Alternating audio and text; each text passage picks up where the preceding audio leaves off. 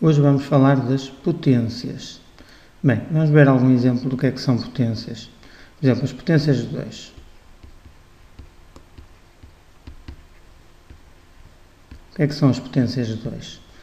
São os valores que se obtêm multiplicando 2 por si próprio um certo número de vezes.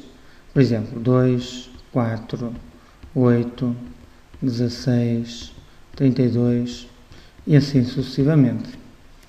Por exemplo, 32 é igual a 2 vezes 2 vezes 2 vezes 2 vezes 2.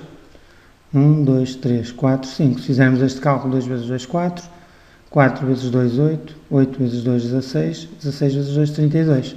Portanto, 32 é igual a 2 à quinta. 32 é a quinta potência de 2.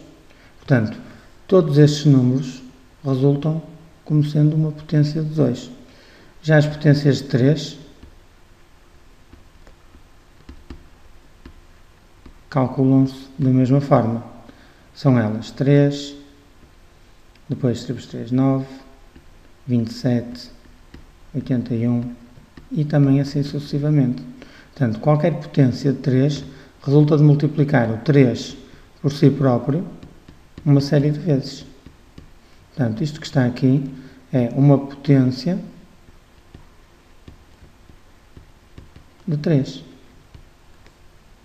É claro que, se tivermos aqui n fatores, então daqui resultaria que esta potência em particular seria 3 elevado a n.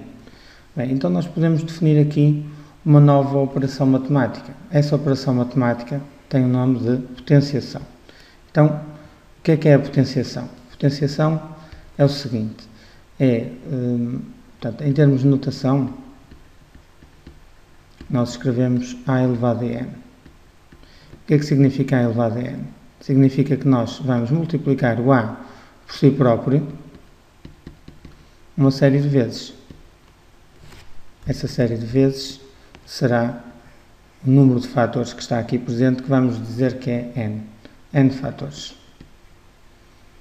Então, isto que está aqui é uma potência desta base, do número a, e o número de vezes que esse a é repetido, nós chamamos n. Este n, nós depois vamos ver que pode ser qualquer número, pode ser um número real, mas para já vamos pensar nele, em termos de fazermos uma definição mais simples, vamos pensar que este n é um número natural, portanto, é um valor que pertence ao conjunto dos números naturais. Existem algumas regras das potências.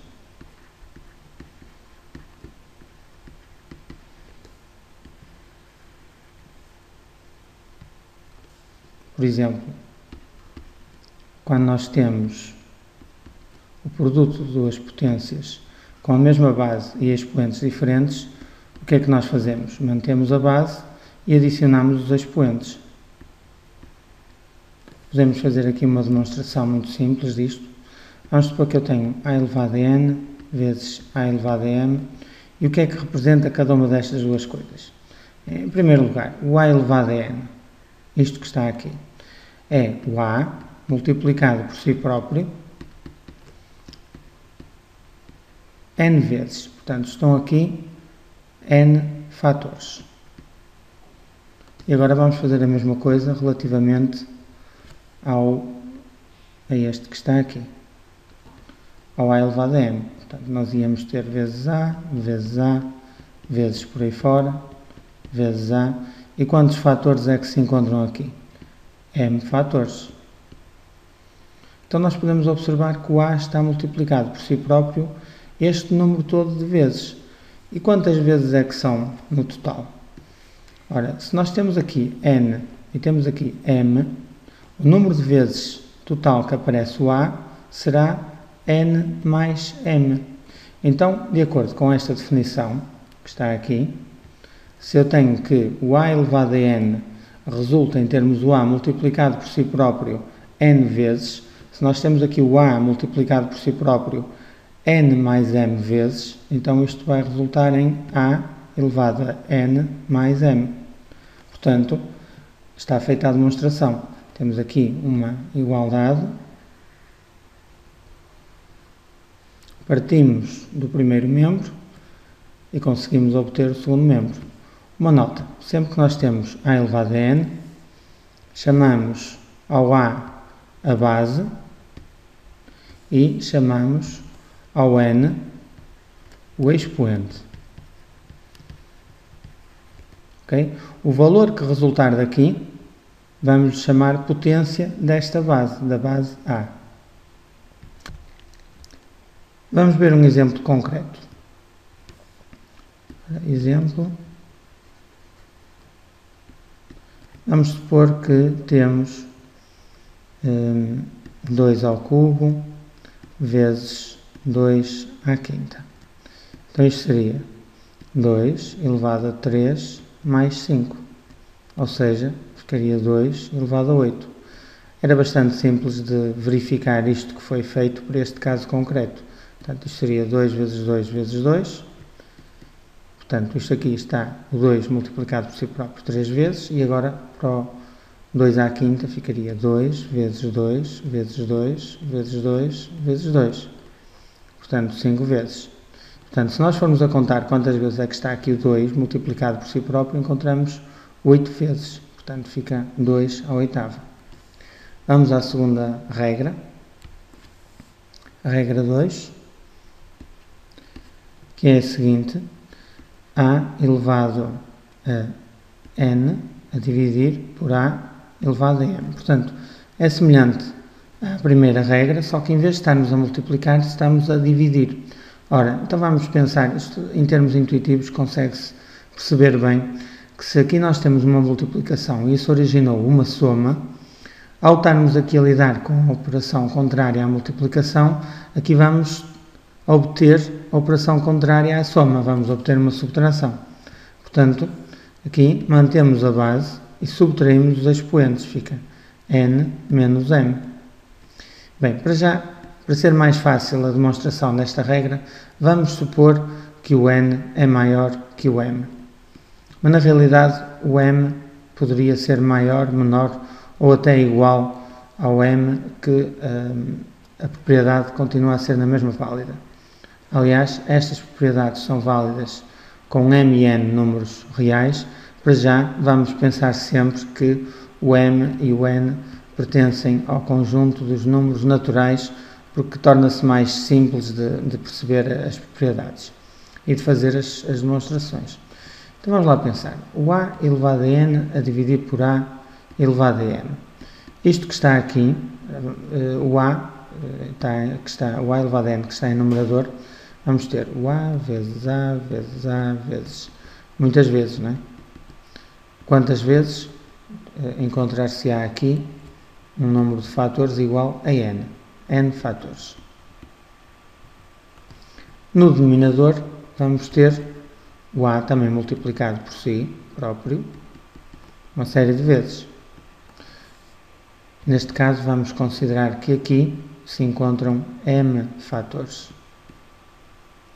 Ora, tendo em conta que o número de fatores que se encontra no numerador é superior ao número de fatores que está no denominador, ao cancelar estes fatores com estes, porque eles são todos iguais e a multiplicação é a propriedade inversa da divisão, não é? Portanto, é aplicável a lei do corte, todos estes elementos iam cortar com estes elementos. E, portanto, qual é o número de fatores que sobra no numerador? Bem, o número de fatores que sobra no numerador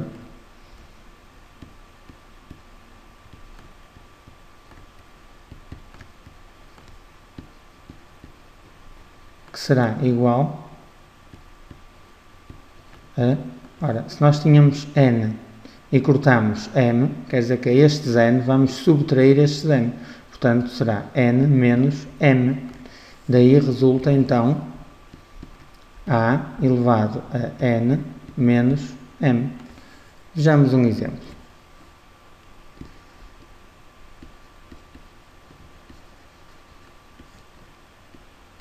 Vamos supor que eu tenho 3 à quinta sobre 3 ao cubo. Então, daqui resulta 3 elevado a 5 menos 3. Ou seja, 5 menos 3 dá 2, fica 3 ao quadrado, que nós sabemos que dá 9.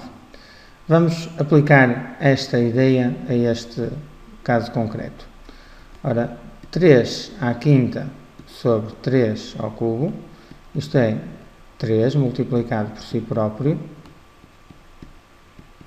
5 vezes. 1, 2, 3, 4, 5.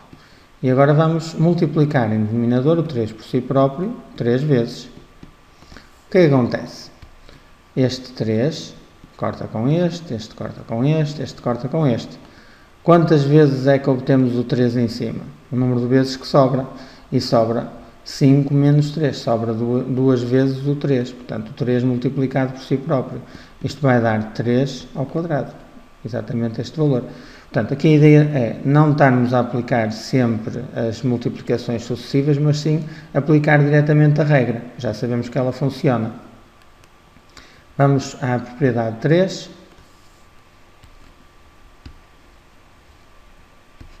A propriedade 3 é a seguinte. O a elevado a 0 é igual ao valor 1. E agora vamos ver porque é que a elevado a 0 é igual a 1. Porque isto, se nós formos a pensar, até é difícil de entender o sentido disto. O que é que significará o a multiplicado por si próprio 0 vezes? Bem, mas torna-se claro se nós formos a pensar na regra de cima.